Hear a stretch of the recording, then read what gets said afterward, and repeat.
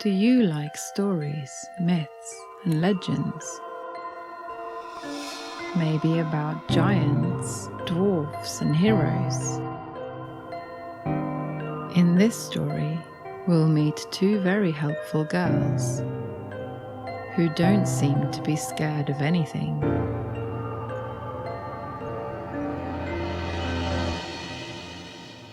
My name is Jess, and this is the Yes Tales Story Channel.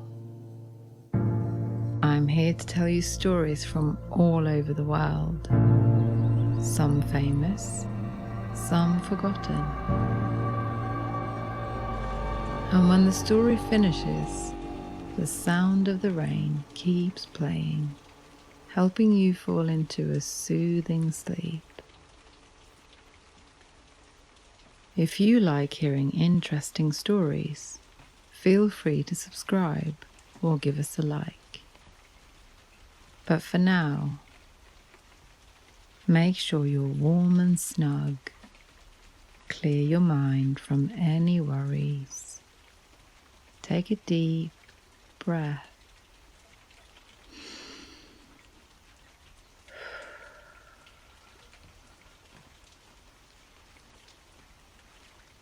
Let's begin.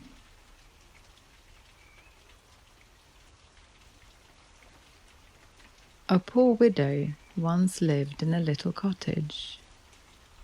In front of the cottage was a garden in which were growing 2 rose trees.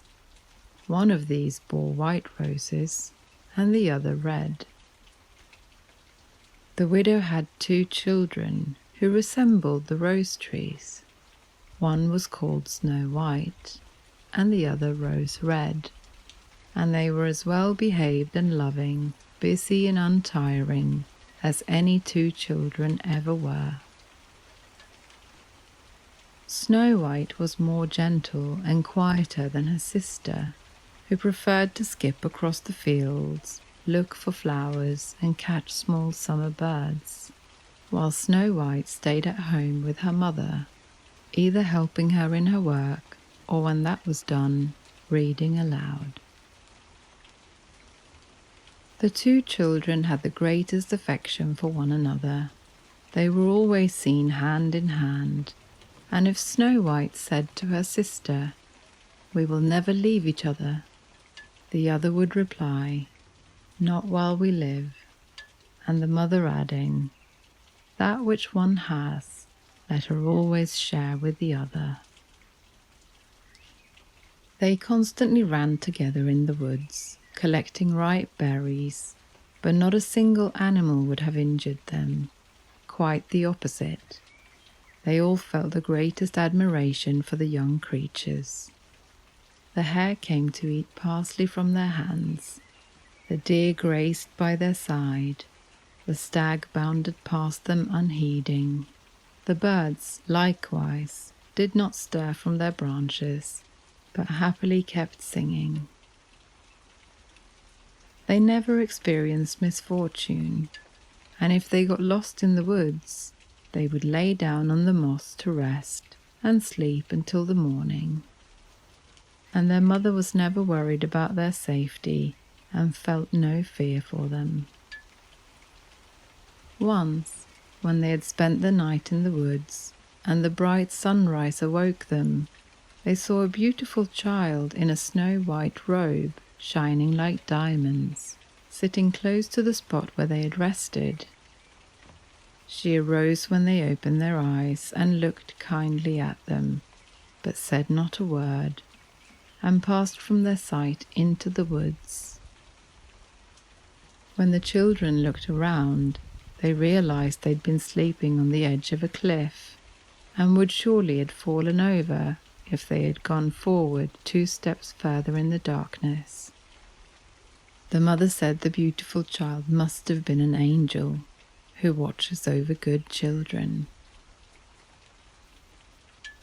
Snow White and Rose Red kept their mother's cottage so clean that it was a pleasure to look at. In the summer, Rose Red tended to the house, and every morning, before her mother awoke, she would place a bouquet with a rose from each of the rose trees by her bed.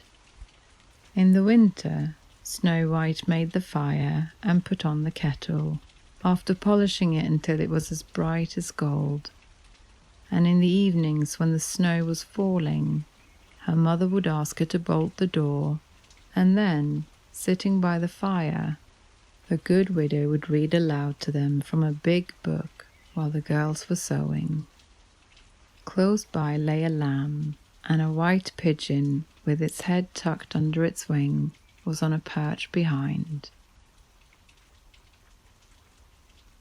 One evening, as they were all sitting cosily together like this, there was a knock at the door.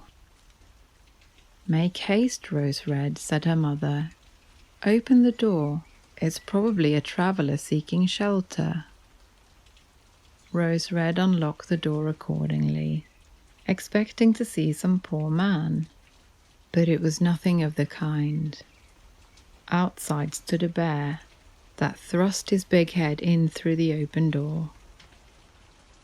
Rose Red cried out and jumped back. The lamb bleated, the dove fluttered her wings, and Snow White hid herself behind her mother's bed. The bear began speaking and said, "Don't be afraid. I will do you no harm.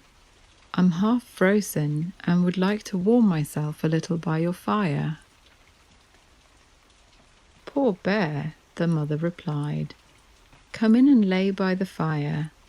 Just be careful so you don't burn your fur."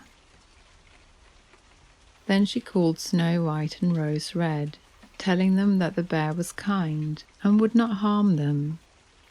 They came as she bade them, and soon the lamb and the dove also moved closer, without feeling any fear. "Children," begged the bear, "could you knock some of the snow off my coat?" So they brought the broom and brushed the snow from the bear's coat. After that he stretched himself out in front of the fire, and a pleased growl could be heard to show that he was happy and comfortable. Before long they were all quite good friends, and the children began to play with their unexpected visitor, pulling his thick fur or placing their feet on his back and rolling him over and over again. Then they took a slender hazel twig, which they used to tickle his thick coat, and they laughed when he growled. The bear allowed them to amuse themselves in this way, only occasionally calling out when it went a little too far, "Children, spare me an inch of life." When night came, and they were all getting ready for bed, the widow told the bear, "You may stay here and lie by the fire, if you like, so you'll be sheltered from the cold and the bad weather." The offer was accepted, but when morning came and the day broke in the east, the two children let him out, and over the snow he went back into the woods. After this, every evening at the same time, the bear came and lay by the fire and allowed the children to play with him. So they became quite fond of their curious playmate, and the door was never bolted in the evening until he had arrived. When springtime came and the world began to look green and bright, one morning the bear said to Snow White, "I must leave you now, and all summer long I won't be able to come back." "Where, then, are you going?" Snow White asked.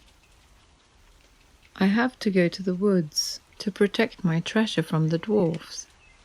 In winter time, when the earth is frozen solid, they must remain underground and cannot make their way through.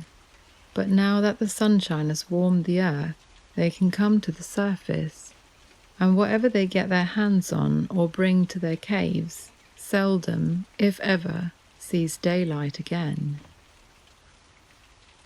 Snow White was very sad when she said goodbye to the good-natured beast and unlocked the door so that he could go.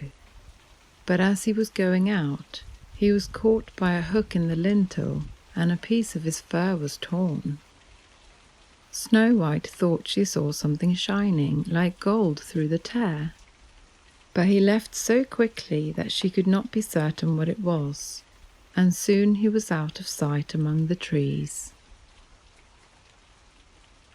One day the mother sent her children into the woods to gather some sticks, where they found a big tree lying on the ground. It had been felled, and near the roots they noticed something jumping up and down, but it was hard to make out what it was, as it was sometimes hidden by the grass. As they came closer, they could see a dwarf, with a shriveled-up face and a long beard as white as snow.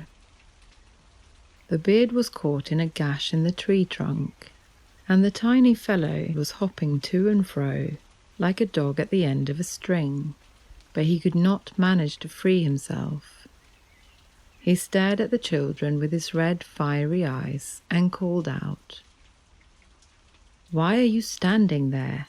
Can't you come and try and help me?" "What were you doing?" inquired Rose Red. "You stupid, inquisitive goose," replied the dwarf. "I meant to split the trunk so that I could chop it into kitchen sticks. Big logs would burn up the small quantity of food we cook, for people like us do not consume great heaps of food as you greedy heavy folk do. I had driven in the billhook, and I was just about to do what I needed when the tool suddenly sprang from the small split, which closed itself so quickly that it caught my handsome white beard, and I got stuck, and now I can't set myself free. You stupid pale-faced creatures, you laugh, do you?"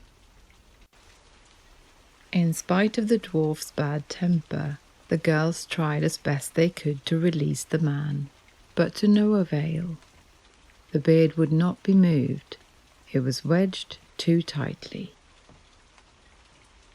"I will run and get help," Rose Red said. "Idiot," cried the dwarf. "Who would go and get more people? There are already too many of you. Can't you think of a better idea?" "Don't be so impatient," said Snow White. "I'll try to think." Then she clapped her hands as if she'd thought of something, took out her scissors, and in a moment she set the dwarf free by cutting off the end of his beard. When the dwarf felt that he was free, he immediately seized a sack full of gold that was hidden among the tree roots, and lifting it up, grumbled out, "You clumsy creatures, you cut off a bit of my beautiful beard, which I'm so proud of. I'll leave the cuckoos to pay you for what you did." Saying this, he swung the sack across his shoulder and went off without even casting a glance at the children. Not long afterwards, the two sisters went down to the brook, hoping to catch fish for dinner. As they came closer to the water, they saw something that looked like a large grasshopper jumping towards the stream, as if it was about to jump in. They hurried to see what it might be, and found that it was the dwarf. "Where are you going?" said Rose Red. "Surely you're not going to jump into the water." "I'm not such a simpleton as that," yelled the man. "Don't you see that a fish is trying to pull me in?" The dwarf had been fishing from the side of the stream when, unluckily, the wind had entangled his beard in his line, and just afterwards a big fish had taken the bait. The unfriendly fellow wasn't strong enough to pull it out, so the fish had the advantage and was dragging the dwarf towards the water. Of course he tried to grab every stalk and branch near him, but that did not help. so he was forced to follow all the twists and turns of the fish and was constantly in danger of being pulled into the brook. The girls arrived just in time. They caught hold of him firmly and tried to untwist his beard from the line, but in vain. It was entangled too tightly. There was nothing left to do but use the scissors again. So Snow White took them out of her pocket, and the tangled portion of the beard was cut off. When the dwarf noticed what they were about to do, he exclaimed in great rage, "Is this how you damage my beard? Not content with making it shorter before, you're now making it even smaller and completely ruining it. I won't dare to show my face to my friends. I wish you'd got lost before you came this way." Then he fetched a sack of pearls that lay among the bushes, and without another word, he hobbled off and disappeared behind a large stone. Not long after this, the poor widow sent her children to the town to purchase cotton, needles, ribbons, and tape. The way to the town ran over a common, with large rocks scattered about in every direction. The children's attention was soon attracted to a big bird that hovered in the air. They remarked that after circling slowly for a time and gradually getting nearer to the ground, it suddenly pounced down amongst a group of rocks. Instantly they could hear a heart-rending cry, and running quickly towards the spot, they saw, with horror, that the eagle had seized their former acquaintance, the dwarf, and was just about to carry him off. The kind children did not hesitate. They took a firm hold of the man and fought so fearlessly with the eagle for possession of his expected prey that after much rough treatment on both sides, the dwarf was left in the hands of his brave little friends, and the eagle took flight. As soon as the man had in some measure recovered from his shock, his squeaky, cracked voice was heard saying, "Couldn't you have held me more gently? Look at my coat. You have teared and damaged it in a fine manner, you clumsy, overbearing things." Then he picked up a sack of jewels and slipped out of sight behind a piece of rock. By this time, the girls were quite used to his ungrateful and ungracious ways, so they took no notice of it and went on their way, made their purchases, and then started to return to their happy home. On their way back, they suddenly bumped into the dwarf again. He had emptied his sack of jewels so that he could count and admire them, for he didn't think that anybody would be walking across the common this late in the evening. The setting sun was shining upon the brilliant stones, and their changing hues and sparkling rays caused the children to pause and admire them too. "What are you looking at?" cried the dwarf, while at the same time becoming red with rage. "And why are you standing there, making ugly faces?" It is very likely that he would have carried on in the same courteous manner, but suddenly a great growl was heard nearby, and a very large bear joined the party. Up jumped the dwarf in terror, but he couldn't escape to a hiding place. The bear was too close to him, so he cried out in anguish, "Mr. Bear, forgive me. I will give you all of my treasure. Just look at those precious stones lying there. Please spare me my life. What would you do with such an insignificant fellow? You wouldn't even notice me between your teeth. But look at those two children. They would be a delicious lunch, and they're as plump as partridges. I beg of you, take them, good Mr. Bear, and let me go." But the bear would not be moved by his words. He gave the ill-disposed creature a blow with his paw, and he lay motionless on the ground. Meanwhile, the girls had started to run away, heading towards their home as best they could.